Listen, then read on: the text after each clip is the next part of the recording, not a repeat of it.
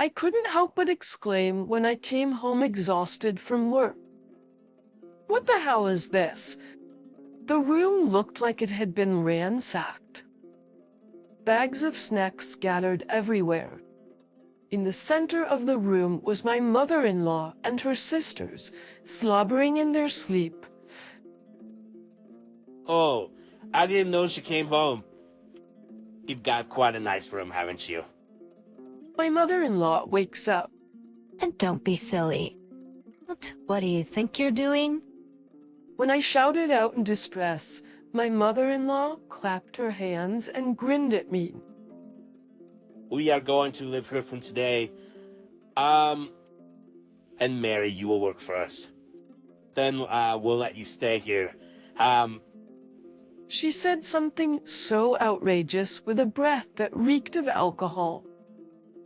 Susan and Anna, my mother-in-law's sisters, are also grinning with wine glasses in their hands. Oh, Josiah. It's a little cramped, but we'll just have to put up with it. I mean, it's a house with a maid. That's right. Oh, Mary, make me something to eat. The three of them laughed so loudly that the neighbors might complain and chug the wine.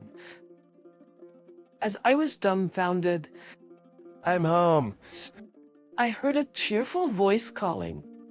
I suppressed my anger and headed for the front door, where I find Derek taking off his shoes, also reeking of alcohol as expected. He did tell me beforehand that he was going to have a drink at a company reception, but the current situation was just making his return more annoying than ever. Derek, your mothers are making a terrible joke about them living here from today. Please do something about it. Oh, come to think of it, I did get a message saying something like that. Naturally, there was going to be a drinking party today. So are they still drinking? I couldn't help but let out a twat. In a low voice, Are you serious?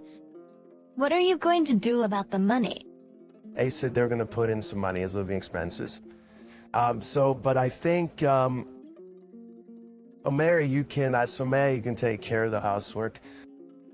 I'm actually a little hungry, so can you make me a quick midnight snack? but made his way into his room to change his clothes. When I returned to the living room, the three of them were lying down on the floor again. With their dumb-looking sleeping faces, I see a glass wine bottle lying on the floor. I couldn't contain my anger and picked it up. I met my husband and drunk at work. At the time, I was working in sales for a food company. Derek was one of our clients, so we often saw each other, and since we both liked to drink, we got along right away. The year after we met, we started dating. We went to many good places for drinks and had drinks at home as well. Derek was a good boyfriend, a little witty at times, but always cheerful and optimistic. 2 years later, we got married and bought a house near my in-laws' house. It's spacious for the price, gets a lot of sun, and in a safe neighborhood. I gets along very well with his family, so we decided on it almost immediately. But that was the beginning of the mistake. I'm so hungry. For Mary, hurry with the dinner. Are you going to have dinner here today too? What's with that tone? You don't have to be so sarcastic. Come on, get it ready. Soon after we moved into our new house, my mother-in-law began to visit us almost every day. I changed my job when I got married, so I certainly had more time on my hands. However, I was planning to use my free time to study for a certification. My mother-in-law came over to my house as if she was trying to get in the way. But I had no choice but to deal with her because I knew I could not disrespect my husband's mother. In retrospect, no matter how bad the atmosphere became, I should have firmly rejected her. Eventually, Susan and Anna, my mother-in-law's sisters, started coming to the house. "Oh no, we don't have any more snacks. Make sure you buy some. I'm opening the new bag of tea. Susan and Anna are both divorced." Oh, if this is how they treated their husbands, it's no wonder they got divorced. But no matter how ill-mannered they were, to Derek they are his close relatives. With this in mind, I continued to endure being treated like a maid. When the stress was getting to the point where I couldn't even manage my daily life, my mother-in-law and her sisters went away for a few days for a trip. We thought it was now or never, so I talked to Derek, but he didn't take me seriously at all. My father just passed away, and they probably miss him. Don't get so uptight. But our food bill is going up. If we keep going like this, we're going to have to cut into our savings. Hey, that's just because you're not very good with money. When you say you're getting paid more, it's just a few tens of dollars. But I was too exhausted to argue with him. 3 years have passed since then. I wondered how long I would have to continue living in this kind of hell. I thought so, but I was not yet at the bottom of hell. One day, my personal belongings started disappearing.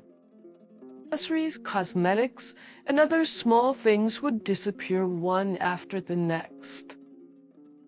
I started thinking that my mother-in-law was the only one who could do this. I started using a locked drawer.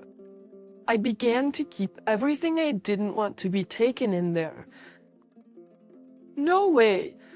Why is the lock broken? The things I put inside are gone too. It was unforgivable that they would do such a thing, so I questioned my mother-in-law and her sisters. But of course, all 3 of them refused to tell me. One day, when I came home from work, I heard my mother-in-law and her sisters laughing from outside. I couldn't help but exclaim when I came home exhausted from work, "What the hell is this?" I walked in, suspicious, only to be greeted by an unbelievable sight. There were cardboard boxes piled up in the living room, and it looked like they belonged to the 3 of them when I checked the contents.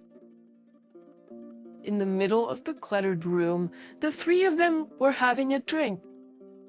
Perhaps noticing my presence, my mother-in-law approached me in a good mood. "We are going to live here from today. And Mary, you will work for us. Then we'll let you stay here." She said something so outrageous with a breath that reeked of alcohol. Susan and Anna, my mother-in-law's sisters, are also grinning with wine glasses in their hands. It's a little cramped, but we'll just have to put up with it. I mean, it's a house with a maid. "Oh, Mary, make me something to eat." The 3 of them laughed so loudly that the neighbors might complain and chugged the wine. As I was dumbfounded, I heard a cheerful voice calling, "I'm home." I suppressed my anger and headed for the front door, where I found Derek taking off his shoes, also reeking of alcohol as expected. He did tell me beforehand that he was going to have a drink at a company reception, but the current situation was just making his return more annoying than ever. Derek, your mothers are making a terrible joke about them living here from today. Oh, come to think of it, I did get a message saying something like that. Said there was going to be a drinking party today. Oh, so are they still drinking? I couldn't help but let out a "Iowa" in a low voice. Are you serious? What are you going to do about the money? Well, they said they're going to put in some money as living expenses, so, sorry, Mary, you can take care of the housework. I'm actually a little hungry, so can you make me a quick midnight snack? Next, Derek made his way into his room to change his clothes. When I returned to the living room, the three of them were lying down on the floor again. As I glared at their dumb-looking sleeping faces, I felt anger welling up in me. I'm sick and tired of being pushed around by these people. I hurriedly called my friend who worked as a lawyer. I've talked to her about my relationship with my in-laws for some time, so she agreed to come over. I left the house with a whole case of documents that I had hidden in a secret place. Then, she said she would come to the nearest cafe, so I headed there. I gobbled up some pasta there as I felt my blood boil. When I finished eating, I received a call. I decided to invite that person to come to my house as well, so I texted back. Soon after, my friend arrived and we headed to my house. I opened the door to see Derek and the others were gathered in the middle of the living room for some reason. I told my friend, a lawyer, to wait outside the door and look down at Derek. "Hey, you hit Derek." Son, what are you talking about? "Don't play dumb. Here's the proof." My mother-in-law pushed Derek's back. Derek's nose was stuffed with tissues, and a bump had formed on his forehead. Derek looked at me with a look of pain on his face. My mother-in-law points at me, spitting as she shouts, "You did this, didn't you? Pay up the alimony." Yeah, Retaliation. We're against violence. I sigh and slam the divorce papers I kept in the top of the document case onto the table. Then I open the cupboard in the living room.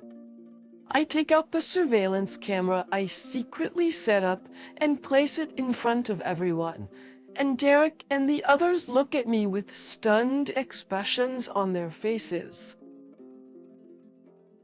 Here's the truth. Let's all take a look. Since the camera is linked to my phone, I showed my phone to everyone.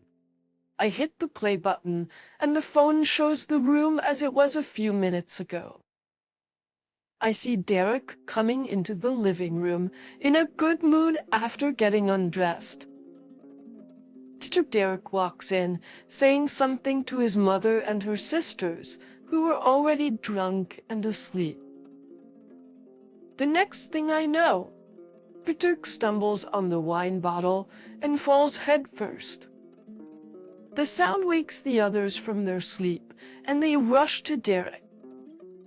You already see who is responsible for this, don't you?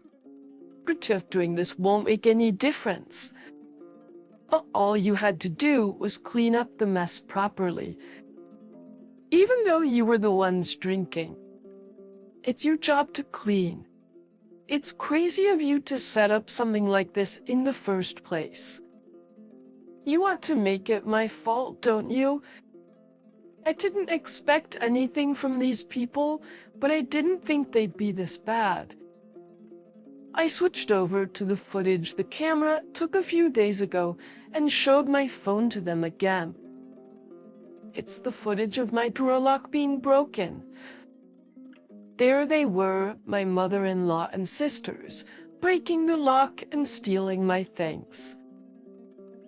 The three of them must have felt cornered as their faces began to turn pale. The reason why I set this up was because I wanted to know who was stealing my things. I guess thieves can be closer than you think, eh?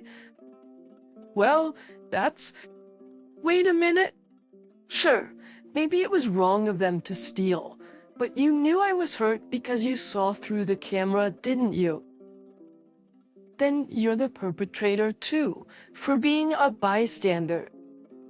Derek's absurd argument made me burst out laughing. I wanted to ask myself why I married such a mayor. I let my friend lawyer into the room and put the divorce papers on the table in front of Derek. I saw it just now and came back in a hurry because I was so surprised. I wouldn't have wished for you to get hurt, even though we'd be getting a divorce. But unlike your family, mine heart is not rotten. And I told him that the house is in my name. The house was purchased by my parents, and I had the documents to prove it. When I told them to pay for the room cleaning and for the stolen items, Susan and Anna started to fight back. Hey, that's not what I heard. Yeah, I moved out of my apartment because you told me that I could live comfortably here. Are you telling me it's my fault? It was Susan who brought the wine in the first place. Ex-complaint, or the three of them were arguing. Nick approached me. He apologizes to me with tears streaming down his face. I was about to say it was too late to apologize when the doorbell rang. I shouted, "Come in," toward the front door, and a woman appeared. Emma. Dick, you've gained so much weight, and why do you look so miserable? Emma takes off her sunglasses and smiles beautifully. I could feel the atmosphere of the place change. My mother-in-law and my sisters look uncomfortable, huddled around each other. Emma is my late father-in-law's sister. She runs a company and has a huge amount of money.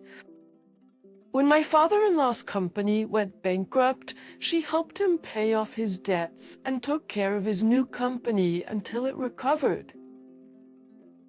For this reason, my mother-in-law was completely indebted to Emma. Susan and Anna went to the same school as Emma, and they are also afraid of her. They were so stubborn that they didn't show up at the family gatherings, no matter how big of a feast it was. Etem Idberik, too, has been afraid of Emma ever since he was spanked as a child.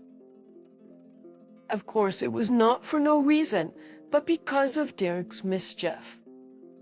As for me, I met Emma through work.